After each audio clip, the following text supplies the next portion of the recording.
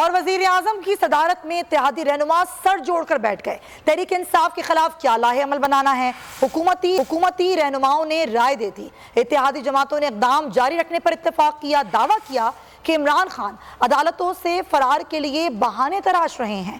وزیر اعظم نے امید ظاہر کی کہ جلد معاشی مسائل سے نکل آئیں گے۔ تحریک انصاف کو دیوار سے لگانے کے لیے لائحہ عمل کی تیاری، شہباز شریف کی زیر صدارت اتحادیوں نے سر جوڑ لیے۔ حکومتی رہنماؤں کو پی ٹی آئی کے سیاسی اقدامات پر تشویش ہونے لگی۔ دعویٰ کیا عمران خان کا طرز عمل ملک کو نقصان پہنچا رہا ہے۔ عمران خان کا طرز سیاست انتشار کا باعث ہے۔ اتحادیوں کا دعویٰ تھا عمران خان عدالتوں سے فرار کے لیے بہانے تراش رہے ہیں۔ اجلاس میں سابق چیف جسٹس ثاقب نثار کی آڈیو لیک پر بھی اظہار تشویش کیا گیا۔ کہا اہم منصب پر رہنے والے شخص کی خاتون کے بارے میں گفتگو گھٹیا پن ہے۔ ذرائع کے مطابق اتحادی جماعتوں نے آئین و قانون کے مطابق اقدامات جاری رکھنے پر اتفاق کیا۔ کہا قوم اداروں کے ساتھ کھڑی ہے، شرپسندوں کے خلاف متحد ہے۔ وزیر اعظم نے امید ظاہر کی کہ جلد معاشی مسائل سے نکل آئیں گے۔ غریب طبقے کو سہولیات کی فراہمی کے لیے ہر ممکن اقدامات کر رہے ہیں۔ ملک افراتفری اور انتشار کا متحمل نہیں ہو سکتا۔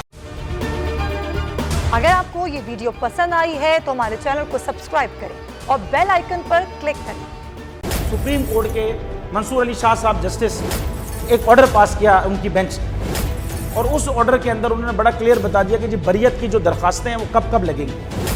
اس میں سے ایک وجہ انہوں نے بتائی کہ جی جب کوئی کرائم ہی نہ ہوا ہو تو بری کر دیں تاکہ عدالتوں پہ بوجھ نہ رہے، وہ کیسز چلتے نہ رہے۔ سپریم کورٹ یہ مثالیں کب بنائے گا؟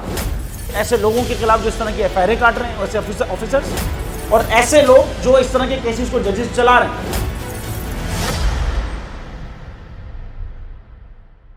رحمت کا مہینہ آ گیا ہے، بخشش کا سفینہ آ گیا، ہوگی ملاقات علماء دین سے جو دیں گے اتحاد بین المسالکین کا درس۔ ذکر ہوگا انبیاء کرام کا، رمضان کی اسپیشل ٹرانسمیشن رمضان میں۔